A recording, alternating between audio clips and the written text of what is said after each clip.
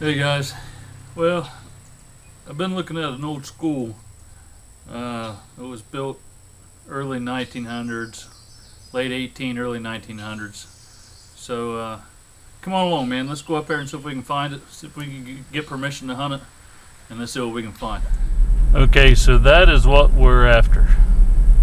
That is an old one-room schoolhouse, and it was operational between like 1880 to like 1910, 1920. However, I did find out that that is not the original location of that school. It has been moved here so someone else could build a home on its original site. And now it's part of the Historical Society, and I'm not for sure if you can see or not, but there's actually a historical marker right there beside it.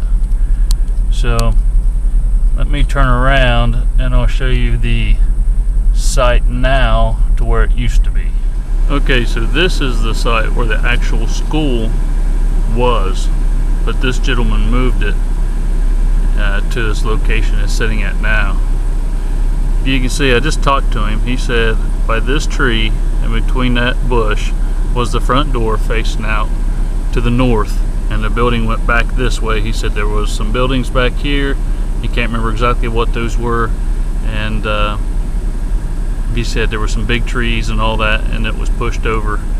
I asked him if there had anybody been here, and he said there was about 10 years ago, right after he got this house moved, right when he built this house.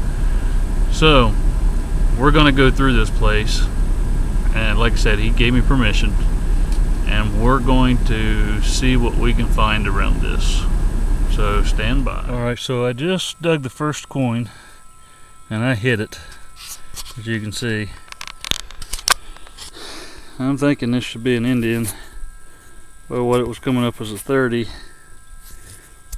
and it's greener than snot, so oh yeah, it's definitely an Indian. And I have no water or anything with me, so you can see it's definitely an Indian. Let me see if I can clean it up a little bit better and get a date here. How's that for the first coin? 1864. Man, I wish I didn't hit that up at the top like that. That's a gold Indian right there, buddy. Sweet.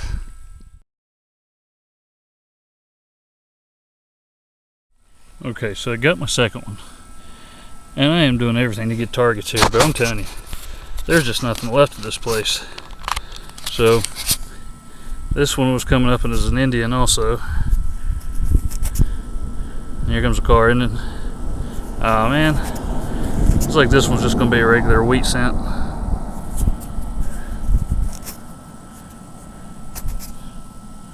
Yeah, I can't tell, but we know it's a weedy regardless. Let's see if I can pull a date on it here. There it is. That one's a 1919.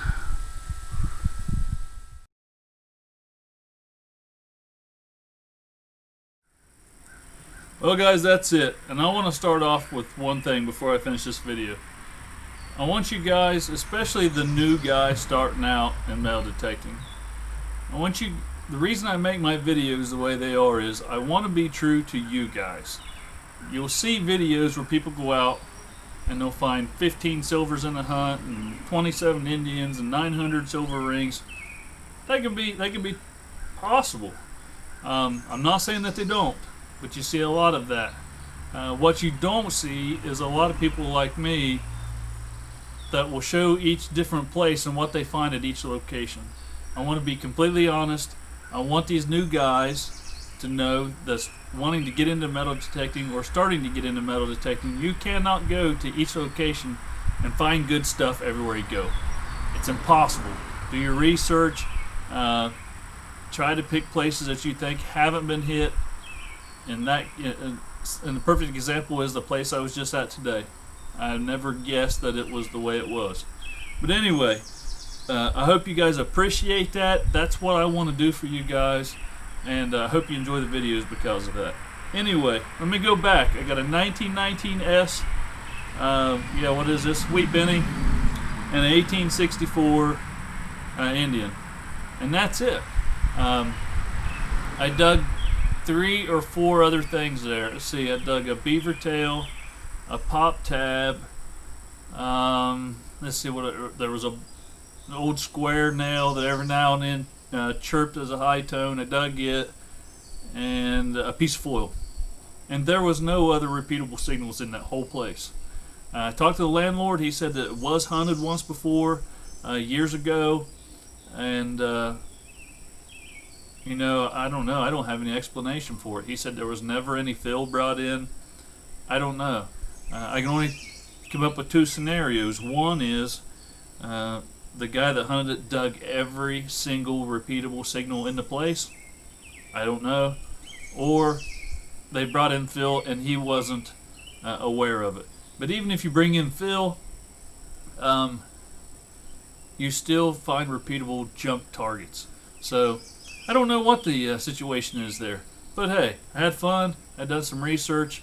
I found out some history about that place. You can't beat it. Plus I found 2 coins. And you know, a wheat is pretty common, and Indians not so much. So still, it was a successful hunt, just not a lot of stuff. So anyway, other than that, guys, I hope you enjoyed the video. I know there wasn't too much to find there. Not a lot of finds here on the video, but sometimes that's just the way it's going to go. So again, thanks for watching. We'll see you next time.